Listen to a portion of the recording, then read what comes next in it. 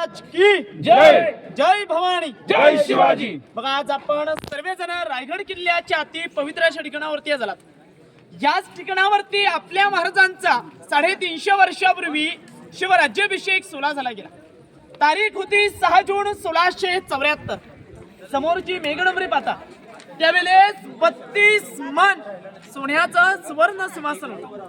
एक मन म्हटलं ना 40 किलो, असं 1280 किलो सोन्याचं सिंहासन होतं. ज्या वेळेस गडाला वेढा घातला औरंगजेबाचा सरदार जुल्फिकार खान, याचं टोपण होतं इतियाब खान, आणि 3 नोव्हेंबर 1689 साली गडाचे घाव घालून त्याला वितरून नेलं गेलं. मग त्याची प्रकृती दिसण्याकरता भारताचे 7वे राष्ट्रपती डॉक्टर ज्ञानी जलसिंग यांनी 1985 मध्ये वरची मेघडंबरी बसवण्यात आली. ज्यात मधली महाराजांची मूर्ती पाहताय ना, ही मूर्ती 600 किलोची मूर्ती आहे. आपल्या महाराजांचे तेऱ्या वारसदार कोल्हापूरचे युवराज छत्रपती संभाजीराजे यांच्या हस्ते 2009च्या राज्याभिषेकामध्ये बसवण्यात आली. मूर्तीवरती आपल्याला फ्रेश हार पाहायला भेटतो. हे सांगलीवरनं डेली ढारकरी येतात. किती वादळ वारा असला व कितीही पाऊस असला तरी पहिला हार हा त्यांच्या हस्ते चढवला जातो. शिवप्रतिष्ठान भिडे गुरुजी यांची गडावरती डेली ढारकरी येतात. 32 वर्ष झाले तरी पहिला हार हा त्यांच्या हस्ते चढवला जातो. संभाजी भिडे यांच्या आपल्या सर्वांच्या घरामध्ये आपल्या महाराजांच्या राज्याभिषेकाचं एक छायाचित्र असेल बघा. त्या राज्याभिषेकाच्या छायाचित्रामध्ये राज्याभिषेकाचं वर्णन दिले गेले. या साईडला आपल्या आऊसाहेब बसलेत, महाराजांच्या राण्या राजाराम महाराज, संभाजी महाराज. या साईडला अष्टप्रधान आहेत. संपूर्ण प्रजा आहे पैठणीच्या कापडाने, मशिलीच्या उजाडाने पूर्णपणे सजले. त्याच्यात एक इंग्रज वकील महाराजांना मानाचा मुजरा करतो बघा. त्या इंग्रज वकीलचं नाव असतं हेनरी ऑक्झेटर. प्लीज तो पायी चालत येतो. 6 तास लागतात त्याला गडावरती येण्याकरता. 6 तासानंतर तो होलीच्या मालवणी नगरखान्याच्या जवळ येतो. नगरखान्याच्या जवळ आल्यानंतर त्याला समोर 2 बलाढ्याचे हत्ती पाहून आश्चर्यचकित होतो. तिथले पहारेकरी असतात नारायण शेनवी. त्यांना तो एक प्रश्न विचारतो, अहो नारायण शेनवी, मी तर 2 पायाचा माणूस आहे, मला जर गडावरती येण्याकरता 6 तास लागले तर आपल्या राजाने एवढे 4 पायांचे बलाढ्याचे गडावर हत्ती आणले कसे?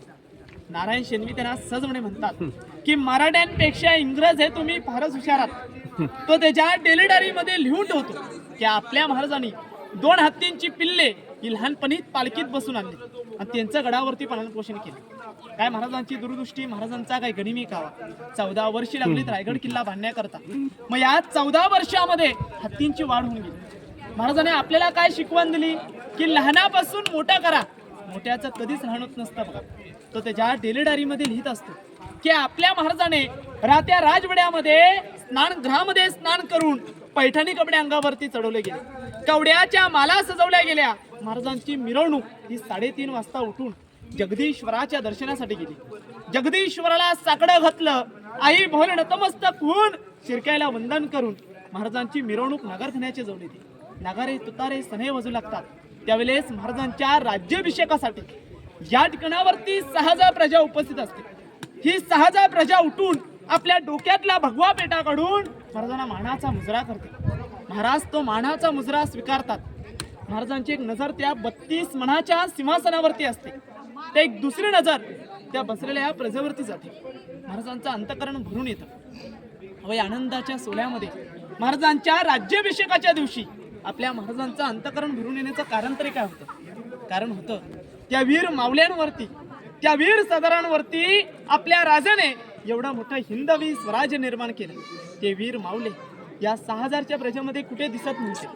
दिसत होत्या फक्त त्यांच्या विधवा बायका आणि त्यांची लहान लहान लेकरं. समोरच्या काही 4 पायऱ्या चढताना महाराज नक्कीच आऊसाहेबांना म्हटले असते की आऊसाहेब, या हिंदवी स्वराज्याची पहिली पायरी चढताच आम्हाच आमचे मावले आठवतात. की आऊसाहेब, या हिंदवी स्वराज्याची पहिली पायरी चढतो ते आमचे तान्हाजी मालुसरे. की महाराज, आधी लगीन कोंढाण्याचं मगच माझ्या रायबाचं, असे म्हणणारे आमचे तान्हाजी मालुसरे. जी मी दुसरी पायरी चढतो ती लाख मेलं तरी चालतील पण लाखांचं पोशिंदार जगलंच पाहिजे, असे म्हणणारे आमचे बाजीप्रभू देशपांडे. जी मी तिसरी पायरी चढतो ती नेसरीच्या खिंडीमध्ये नुकतेच मारले जाणारे आमचे प्रतापराव गुजर या 6,000च्या प्रजेमध्ये कुठे दिसत नाहीत. महाराज लटट त्या पायऱ्याने सिंहासनावरती आरूढ होतात. आरूढ झाल्यानंतर महाराजांच्या हाती विष्णूची मूर्ती दिली जाते.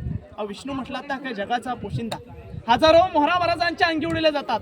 जे गागा भट्टाने 7 नद्यांचं 7 समुद्रांचं पाण्याला जातं. त्याचा राज्याभिषेक घातला जातो. महाराज आपले सिंहासनावरती आरूढ होतात. नगारखान्यावरती नगारे तुतारे सनई वाजू लागतात. महादरवाजे तिथे 21 तोफांची सलामी दिली जाते. तेवढ्यात एक झुल्फिकधार एक ललकारी देतो. ही ललकार झाली का सर्वांनी लास्टला जय बोलायचं की महाराज प्रौढ प्रताप पुरंदर शास्त्री कुलवतंस सिंहासनाधीश्वर महाराजाधिराज योगीराज श्रीमंत योगी छत्रपती शिवाजी महाराज की जय जय भवानी जय शिवाजी धर्मवीर छत्रपती संभाजी महाराज की जय. गर्जने आपल्या महाराजांचा राज्याभिषेक संपन्न होता. समोरच्या साईडला आपल्याला गेट पाहायला भेटतो ना, याला नगारखाना म्हटला जातो. ह्याच्या वरती जाऊन नगारे तुतारे सने वाजवले गेले की रायगड किल्ल्याचा मेन गेट इथे लागला ना महादरवाजा. तो महादरवाजा सायंकाळी 5:30 वाजता दरवाजा बंद व्हायचा. आपण सर्वांनी याची रचना पाहिली. मुंबईची गेट ऑफ इंडिया पाहिली. सेम टू सेम आहे बघा.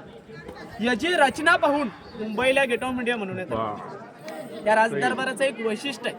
ते वैशिष्ट्य असं आहे, ज्या वेळेस आपल्या महाराजांचा राज्याभिषेक झाला, राज्याभिषेकासाठी त्यावेळेस इथे 6,000 प्रजा उपस्थित होती. या 6,000 प्रजेपैकी कोणी काही बोललं तर आवाज महाराजांना कसा ऐकायला जावा आणि महाराज काही बोललेला आवाज हा कोपऱ्यातल्या प्रजेला कसा ऐकायला जावा, त्यासाठी आपल्या हिरो इंदुरकरांनी या ठिकाणावरती एक इकोसिस्टीम बनवली. आता आपण साधं 50 मासामध्ये बोलताना माईकचा उपयोग करतो, मग त्यावेळेला लाईट माईक काहीच नव्हतं. त्यावेळेचं इकोसिस्टीम असं आहे, एका कोपऱ्यातून एक साधी टिचकी एक कागद फाडला तरी आवाज स्पष्टपणे महाराजांच्या सिंहासनापर्यंत ऐकायला येतो. त्यावेळेस संपूर्ण पॅक बंद होतो. अजूनही देखील ओपन असं आपल्याला आवाज ऐकायला येतो. परंतु आज गर्दी असल्याने आपल्याला आवाज दाखवता नाहीत.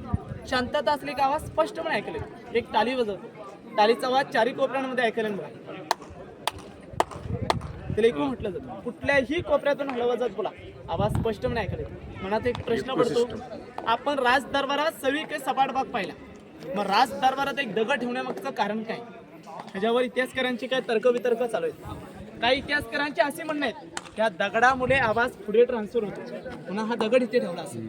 दुसरं एक मत असं येतं की गडाची हाईट मोजण्याकरता दगड इथे ठेवला असेल. कारण का, जो पायथ्यापासून दगड आलाय तो माथ्यावर इथे लॉक झालेला आहे. ह्याच्यावर गडाची हाईट कुठेच आहे, पुन्हा दगड इथे ठेवला असेल. त्यातून हुलीचा मला पाहायला जाऊया. हुला छत्रपती शिवाजी महाराज की जय.